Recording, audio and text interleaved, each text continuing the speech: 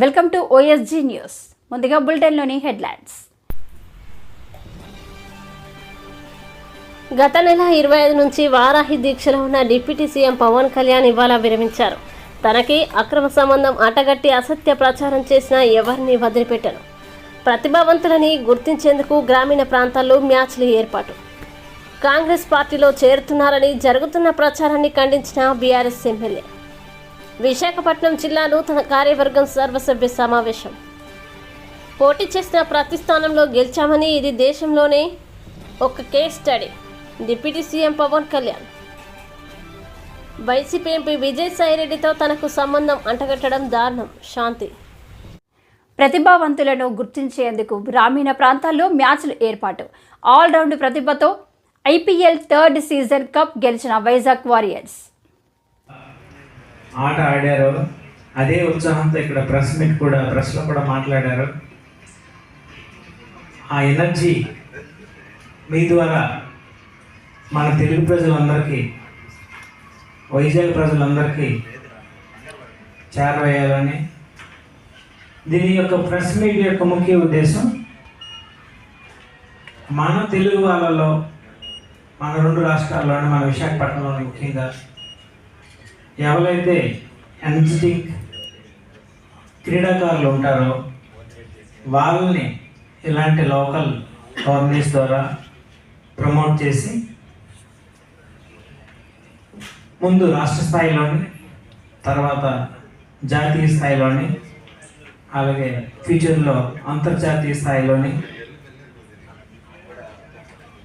మంచి క్రీడాకారులుగా తీర్చిదిద్దడానికి మాలాంటి ఫ్రాంచైజీలు ఒక వేదికలుగా ఉపయోగపడతాయి. మన ఆంధ్ర ప్రీమియర్ లీగ్లో 6 ఫ్రాంచైజీలు ఉన్నాయి. అఫ్కోర్స్ మనం ఫస్ట్ 2 సీజన్స్లో అనుకున్నంత రిజల్ట్ రాకపోయినా 3వ సీజన్లో మంచి పట్టుదలతో ఆడడం వలన మనం ఛాంపియన్స్గా నిలబడ్డాం. దీనికి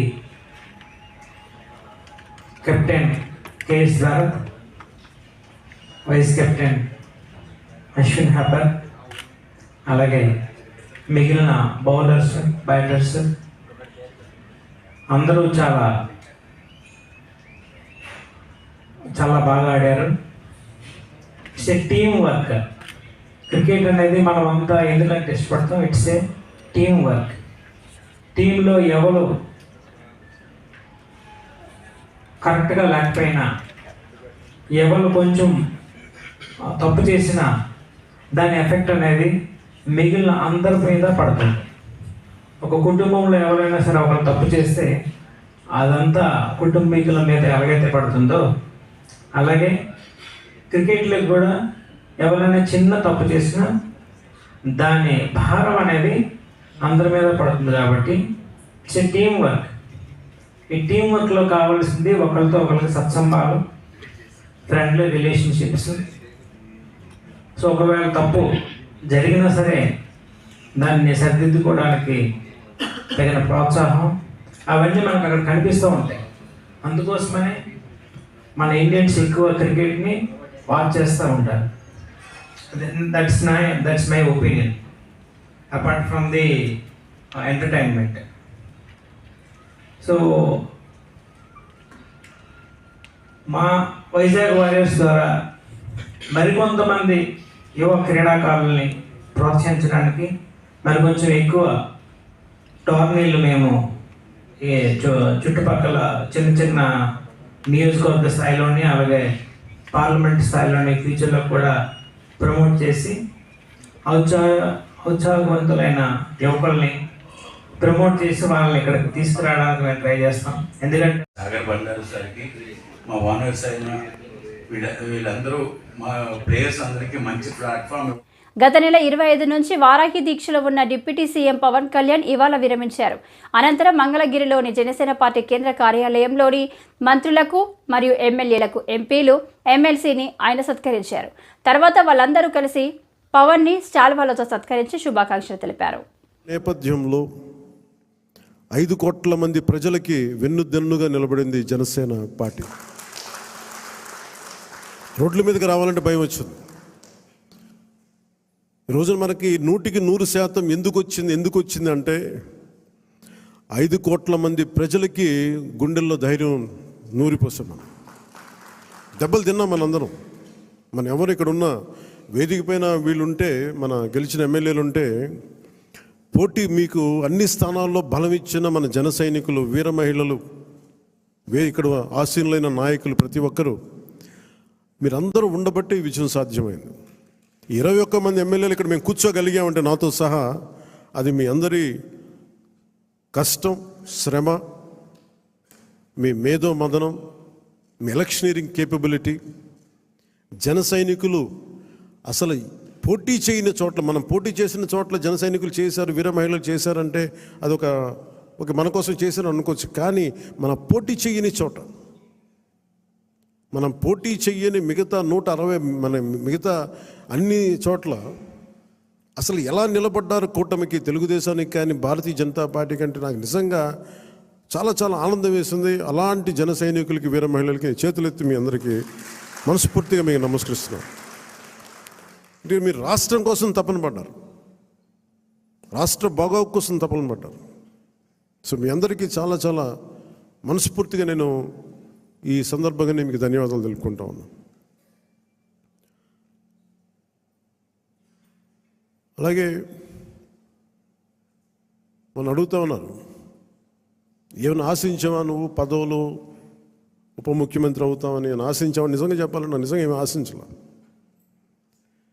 మీరు చూశారు అసెంబ్లీలో కూడా మొట్టమొదటి నేను మాట్లాడినప్పుడు, ఎవరైతే మన దురదృష్టం ఏంటంటే మనందరం కూడా చరిత్రను ఎప్పుడు మర్చిపోతూ ఉంటాం. నిన్నగాక మొన్న వచ్చిన నాయకులు గుర్తుండిపోతారు, కానీ ఈ నేల కోసం ఎవరు త్యాగం చేశారో వాళ్ళు మర్చిపోతూ ఉంటాం. మన అమరజీవి పొట్టి శ్రీరాములు గారి పేరు ఎందుకు చెప్పానంటే, పేరును ఒక డొక్కా సీతమ్మ గారి పేరు ఎందుకు చెప్పానంటే, వారి చేసిన సేవలు మర్చిపోతే మనం కృతజ్ఞహీనులు అయిపోతాం. అందుకే నాకు ప్రత్యేకించి వారి ప్రేరణతో వచ్చినవాడిని. ఒక వ్యక్తి మన కోసం ఎందుకు త్యాగం చేయాలి, అలాంటి ప్రేరణతో వచ్చాను. అందుకే నేను పదవులు ఏమి ఆశించలే. అలాంటి పదవులు ఆశించిన వాడిని నాకు వచ్చి నేనేమి ఎవరిని పదవులు అడగలేదు, ఏమి చేయలేదు. మీరు చూస్తే నేను ఎక్కడ కూడా ఎలక్షన్ టైంలో నేను ఉప ముఖ్యమంత్రి అవుతానని కానీ అసలు ఏమీ నేను మాట్లాడలేదు, దాని గురించి చెప్పలే. పదవులు ఉన్నా లేకపోయినా పని చేద్దాం, ప్రజల కోసం పనిచేద్దాం, నిలబడదాం, ఈ తప్పని తప్ప వేరే ఆలోచన లేదు. అలాంటి మనకి ఈరోజున మన ప్రభుత్వంలో భాగస్వామ్యం అవటం మనందరికీ కూడా చాలా పెద్ద బాధ్యత. మనం ఈ 21 మందిని కూడా మన ఎమ్మెల్యేలు కానీ మిమ్మల్ని కానీ కలవడానికి ఎందుకు ఇంత టైం పట్టింది అని అంటే, నేను ఎప్పుడు అధికారం నేను చూడలేదు, ఎమ్మెల్యేగా అడుగు పెట్టలే, అధికారం ఎప్పుడు చూడలే. తనకు అక్రమ సంబంధం అంటగట్టి అసత్య ప్రసారం చేసిన ఎవరిని వదిలిపెట్టేది లేదని వైసీపీ ఎంపీ విజయసాయిరెడ్డి స్పష్టం చేశారు. రామోజీరావుని ఎదుర్కొన్నారని, ఇప్పుడు ఈ కుట్ర వెనుక ఉన్న వాళ్లకు బుద్ధి చెప్తానని హెచ్చరించారు. ఏ ఒక్క పోలీసు నా దగ్గరికి రాలేదే, నాకు పర్సనల్ సెక్యూరిటీ కూడా లేదే. నేను ధైర్యంగా వచ్చా. వీడెవడో టైం చెప్పి నువ్వు ఫలాని దగ్గరికి రా అని చెప్తే ధైర్యంగా నేను ఒక్కడనే వెళ్తా. ఈ రకంగా ఏదో వచ్చి నేను భయపెట్టేస్తాను, నేను కొట్టేస్తాను, చంపేస్తాను అని ఈ రకంగా భయపెడితే తాటాకు చప్పుళ్ళకు భయపడేటటువంటి వాడిని కాదు అని నేను చెప్తా ఉన్నా. పత్రికాముఖంగా చెప్తా ఉన్నా, వీడికే చెప్తా ఉన్నా. నువ్వు టైం చెప్పరా, నేను వస్తా, లేదా నువ్వు మా ఇంటికి వచ్చి వాడు విజయసాయిరెడ్డి గారు ఎక్కడ అన్నావు కదా, నువ్వే చెప్పు, మీ ఇంటి అడ్రస్ చెప్పు, నేను వస్తా, చూసుకుందామని అన్నటువంటి విషయాన్ని నేను చెప్తా ఉన్నాను. నేను దీన్ని బట్టి ఒకటే అర్థం చేసుకోవాలి, ఏ ప్రభుత్వం అధికారంలో ఉన్నా, ఏ కూటమి అధికారంలో ఉన్నా, మేము ప్రతిపక్షంలో ఉన్నా భయపడే ప్రసక్తి లేదు. మళ్ళీ తిరిగి వైఎస్ఆర్ కాంగ్రెస్ పార్టీ 5 సంవత్సరాల కాలంలో మళ్ళీ అధికారంలోకి వస్తుంది. మధ్యంతర ఎన్నికలు కానీ వస్తే మళ్ళీ కూడా అధికారంలోకి వస్తుంది. ఎవరైతే తోక ఆడిస్తున్నారో ఆ తోక ఆడిచ్చే వాళ్ళందరినీ తిరిగి కత్తిరిస్తామని నేను పత్రికాముఖంగా చెప్తా ఉన్నా. ఇక బాబాసాహెబ్ అంబేద్కర్ గారు రాజ్యాంగాన్ని రూపొందించినప్పుడు రాజ్యాంగ రూపకర్త 4 స్తంభాల్ని నిర్మించారు. 1 పార్లమెంటు, 2 బ్యూరోక్రసీ, జ్యుడిషియరీ, ఆ తర్వాత మీరు 4th పిల్లర్ ప్రెస్. ఏంటి ఉద్దేశం? ఏంటి రాజ్యాంగంలో ఉన్నటువంటి ఉద్దేశం ఏంటి? తరతరాలుగా ఈ యొక్క అణగారినటువంటి వర్గాలు, తరతరాలుగా వెనుకబడినటువంటి వర్గాలు, అది మనునీతి ధర్మం ప్రకారం కుల వృత్తుల వల్ల కావచ్చు, మరి ఏ ఇతర రీత్యా కావచ్చు, ఈ యొక్క అణగారినటువంటి వర్గాలన్నింటినీ కూడా పైకి తీసుకురావాలన్నటువంటి ఉద్దేశంతో రాజ్యాంగంలో ఈ యొక్క 4 స్తంభాలని నిర్మించి చట్టానికి లోబడి మీరు పని చేయండి అని చెప్పినటువంటి మహానుభావుడు బాబాసాహెబ్ అంబేద్కర్ గారు. అందుకే ఈ ఇన్స్టిట్యూషన్స్ అన్నీ కూడా మీకు మీ బాధ్యతలను గుర్తు చేస్తా ఉన్నా మీడియాకి. అంతరాలు లేనటువంటి సమాజమే మన ధ్యేయంగా ఉండాలి అన్నటువంటి చెప్పినటువంటి వ్యక్తి గొప్ప వ్యక్తి బాబాసాహెబ్ అంబేద్కర్ గారు. ఇక అణగదొక్కబడినటువంటి కులాలని ఒక షెడ్యూల్డ్ కులాలుగా పెట్టి, ఒక షెడ్యూల్లో పెట్టి వాళ్ళకి రిజర్వేషన్స్ పాటించమనని, ఆ బాధ్యతని గుర్తు చేయడానికే ఈ బ్యూరోక్రసీ, జ్యుడిషియరీ, ఈ యొక్క పార్లమెంట్ అన్నటువంటి దాన్ని ఆయన రూపొందించడం జరిగింది. దాంట్లో మీ పాత్ర. కాంగ్రెస్ పార్టీలో చేరుతున్నారని జరుగుతున్న ప్రచారాన్ని బీఆర్ఎస్ ఎమ్మెల్యే వివేకానంద ఖండించారు. తన కేసీఆర్ నాయకత్వంలోనే పనిచేస్తానని మరోసారి స్పష్టం చేశారు. పార్టీ మారిన ఎమ్మెల్యేలపై అనర్హత వేటు పడుతుందని అన్నారు. కానీ దానికి విరుద్ధంగా, ఆ యొక్క స్పిరిట్కి విరుద్ధంగా ఈరోజు రేవంత్ రెడ్డి గారు నిర్ణయాలు తీసుకున్నట్టు స్పష్టంగా అర్థమవుతా ఉన్నది. అధికార వికేంద్రీకరణ జరగాల్సింది పోయి అధికారాన్ని కేంద్రీకృతం చేసి వారి చేతుల్లో అంత అధికారాన్ని పెట్టుకొని మరి భారీ ఆక్రమణలకి, భారీ కబ్జాలకి, భారీ కుంభకోణాలకి తెరలేపుతుండడానికి ఇలాంటి సందేహం లేదు. చాలా స్పష్టంగా మరి కనబడుతూ ఉంది. చాలా అంటే చాలా క్లారిటీగా మరి ఈరోజు స్థానికంగా మరి దగ్గర ఈ రింగ్ రోడ్ లోపల మనకి జిహెచ్ఎంసీతో పాటు కలుపుకుంటే 8 కార్పొరేషన్స్, జిహెచ్ఎంసీ ప్లస్ 7 కార్పొరేషన్స్, అదేవిధంగా 20 మున్సిపాలిటీస్, 33 గ్రామ పంచాయత్స్ ఉన్నాయి. వీటన్నిటినీ కూడా అంటే ఇవి చాలా విలువగల భూములు వీటిలో ఉంటాయి, చాలా విలువగల ఆస్తులు దీంట్లో ఉంటాయి. మరి అక్కడ స్థానికంగా ఉన్నటువంటి ప్రజాప్రతినిధులకి అంటే ప్రజలకి ప్రాతినిధ్యం లేకుండా కేవలం 3 కార్పొరేషన్లు పెట్టి పెత్తనం చేయాలంటే ప్రయత్నం జరుగుతూ ఉంది. దీన్ని బీఆర్ఎస్ పార్టీ తీవ్రంగా ఖండిస్తూ ఉంది, దీన్ని వ్యతిరేకిస్తుందని చెప్పి నేను స్పష్టంగా ఈ సందర్భంగా మనవి చేస్తూ ఉన్నాను. 2007 సంవత్సరంలో మరి అప్పటి కాంగ్రెస్ ప్రభుత్వంలో మరి అప్పుడున్నటువంటి ఎంసీహెచ్లో సుమారు 100 డివిజన్లు ఉండే, అప్పుడు 100 డివిజన్స్ ఉండే. మరి అప్పుడున్నటువంటి ఎంసీహెచ్లో శివారు ప్రాంతాల్లో ఉన్నటువంటి 13 మున్సిపాలిటీలు అంటే ఈరోజు ఎల్బీనగర్ కానివ్వండి, అదేవిధంగా ఉప్పల్ కానివ్వండి, కాప్రా కానివ్వండి, మల్కాజిగిరి, అల్వాల్, కుత్బుల్లాపూర్, కుక్కట్పల్లి, షేర్లింగంపల్లి, ఈ రకంగా శివారు ప్రాంతాల్లో ఉన్నట్టు సుమారు 13 మున్సిపాలిటీలని విలీనం చేస్తూ మరి కార్పొరేషన్లో కలపడం జరిగింది హైదరాబాద్లో. అంటే అప్పటికి ఆ మున్సిపాలిటీస్ అన్నీ కూడా, ఈ 13 మున్సిపాలిటీలు అన్నీ కూడా స్పెషల్ గ్రేడ్, ఫస్ట్ గ్రేడ్ మున్సిపాలిటీలు, భారీ బడ్జెట్తో కూడినట్టు మున్సిపాలిటీలుగా ఉండే. అప్పుడు మున్సిపాలిటీలో చాలా చక్కగా అభివృద్ధి జరిగింది. ఆ మున్సిపాలిటీలన్నింటి కూడా ఫస్ట్ ఫామ్ చేసింది 1987-88లో. ఈ అన్ని మున్సిపాలిటీస్ అని ఫామ్ అయింది కూడా సుమారు అప్పుడు 1987 ఆ ప్రాంతంలో అప్పుడు నందమూరి తారక రామారావు గారు, స్వర్గీయ తారక రామారావు ఉన్నటువంటి ఫామ్ అయిన మున్సిపాలిటీస్ అవన్నీ కూడా అప్పుడు 3rd గ్రేడ్ మున్సిపాలిటీస్ అవన్నీ కూడా అప్పుడు కొత్తగా గ్రామ పంచాయతీల నుంచి మున్సిపాలిటీ అయిన ప్రాంతాలు శివారంతా కూడా.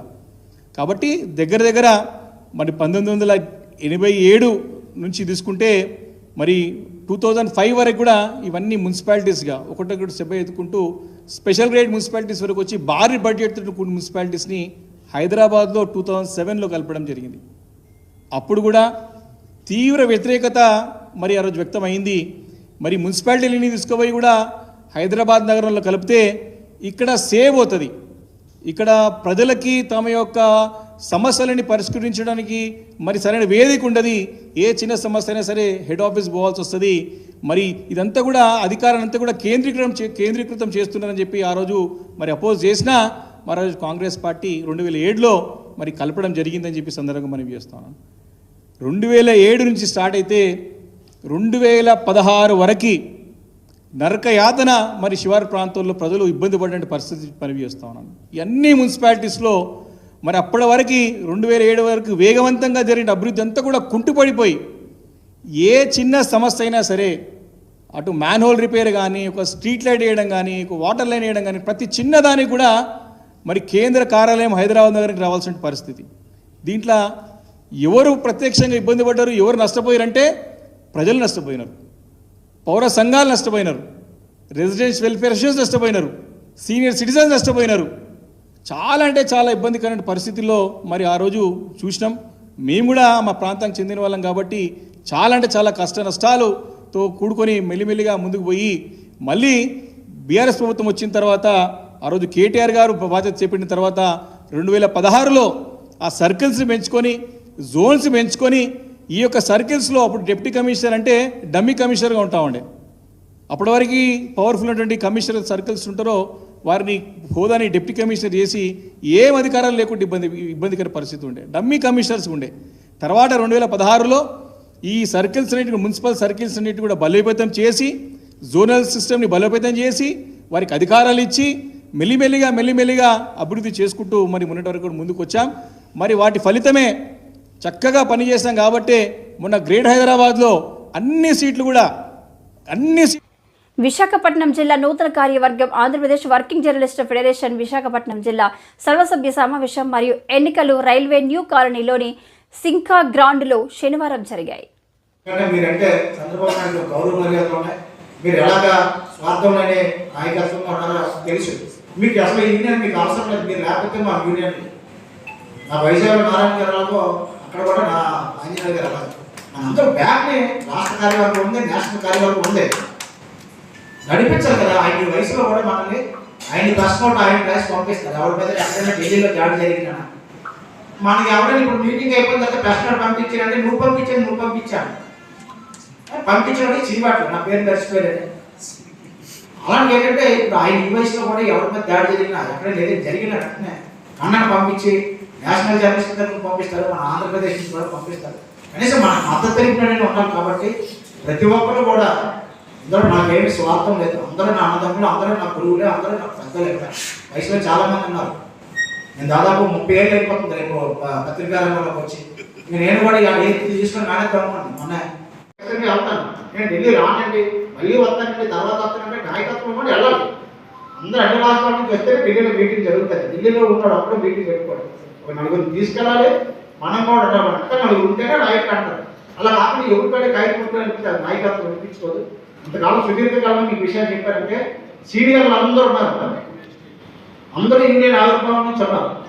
కొంతమంది అటు ఇటు కూడా డ్యాన్స్ చేసి ఇక్కడ ఈ ఫోటోలో కనిపించి మళ్ళీ వెళ్ళి ఇంకో వేరే ఇంకో ఫోటోలో కనిపిస్తుంది. తప్పులేదు, అలా వెళ్ళిపోవడం డైరెక్ట్ వెళ్ళిపోవడం.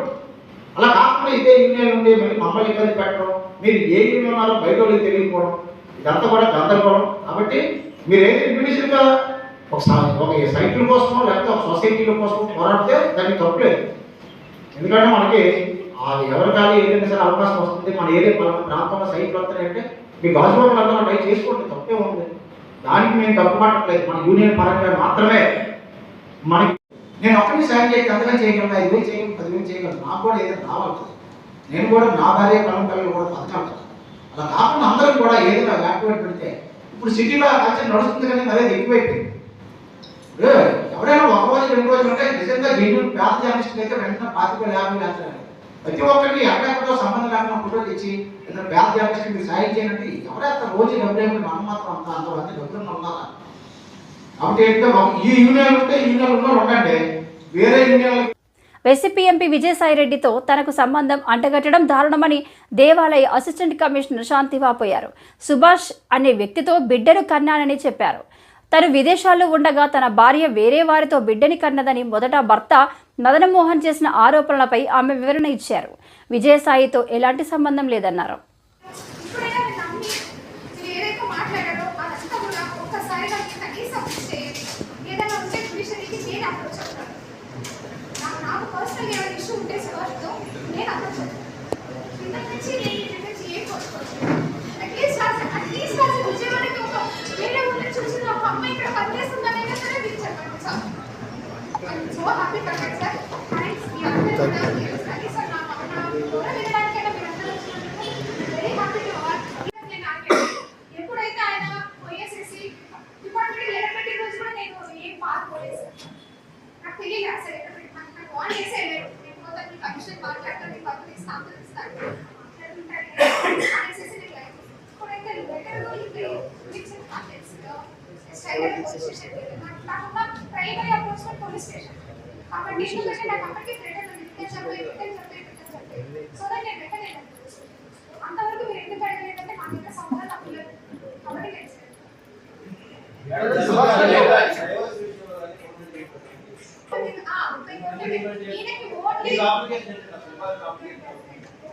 ఎందుకు అడుగుతున్నానంటే అతనికి ఎవరు లేదు.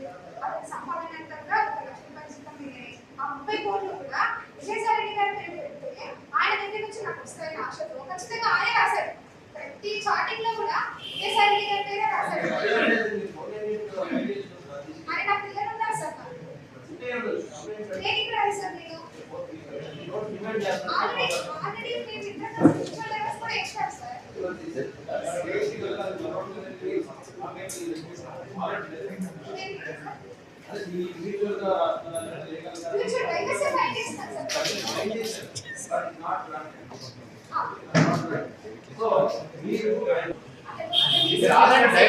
మేడం అల్టిమేట్ గా 30 crores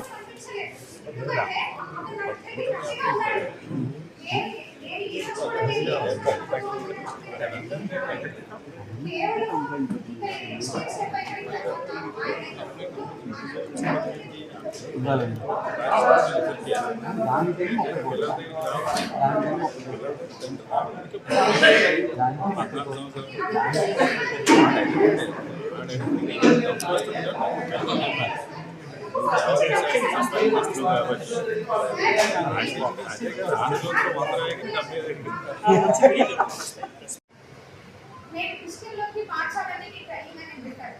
నేను జాబ్ చేయకుండా నేను దగ్గర పెద్దలాగా ఉండాలని కోరుతాను అని